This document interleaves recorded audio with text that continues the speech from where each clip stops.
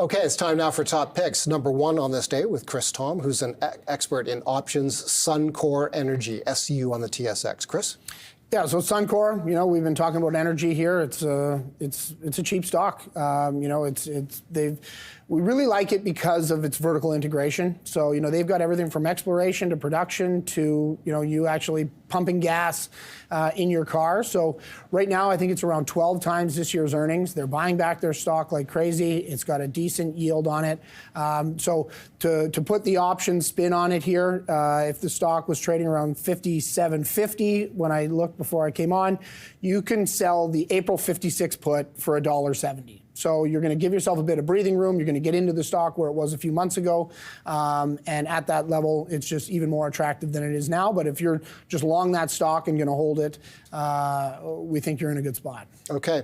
Number two on this day, and as Chris hinted way back at the beginning of our conversation, he likes the U.S. automakers, and that includes General Motors, which, as we noted in our conversation about an hour ago, a little less than an hour ago, is trading at a multiple of about 4 times expected earnings.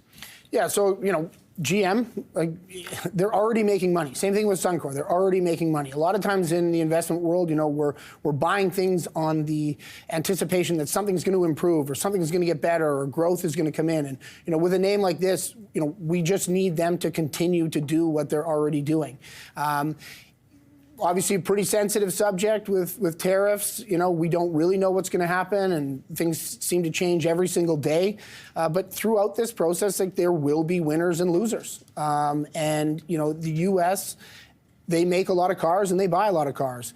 If some tariffs do come in for some foreign automakers, that will be a net benefit for domestic producers.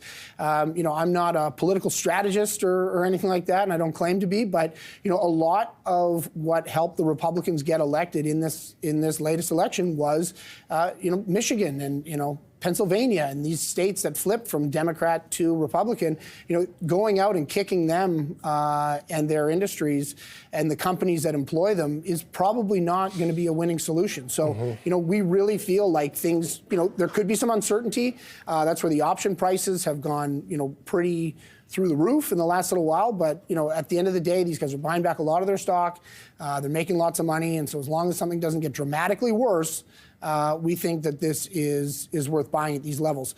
On the option side, stock, when I looked, it was $46.50. We go out to April, sell the $45 put, give ourselves a bit of room, collect $1.70. At that level, you're looking at a really high annualized rate of return. And your worst case scenario is you're buying at 45, which is where the stock was trading just before Donald Trump was elected. And at that level, I just don't see how there's a ton of downside. Why this one and not Ford?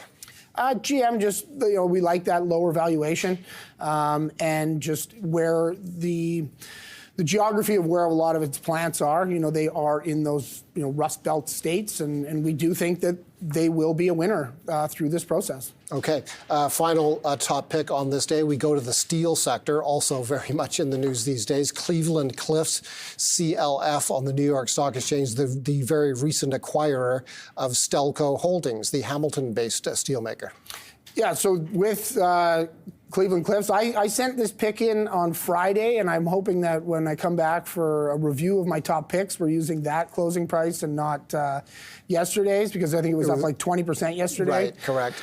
But again, looking at winners and losers, if they are a U.S. and Canadian steel manufacturer, they are also reasonably vertically integrated, where they have iron ore production and coking and steel mills.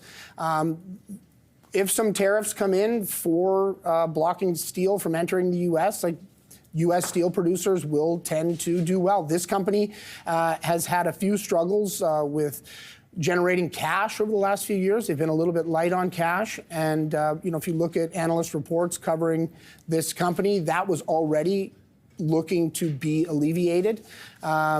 As they free up more of their inventory and turn it into cash. So that, if it coincides with higher steel prices for these U.S. producers, that's going to be very good for their business. Again, like I said, it can be a bit touchy and controversial during this time. But the fact that they have production on both sides of the border, it's not something they can just do overnight. But I think that they'll be in a better position to adapt their business to how tariffs and counter tariffs come in. Chris, thanks a lot for being here with us. Yeah, thanks for having me. Great to have Chris Thom.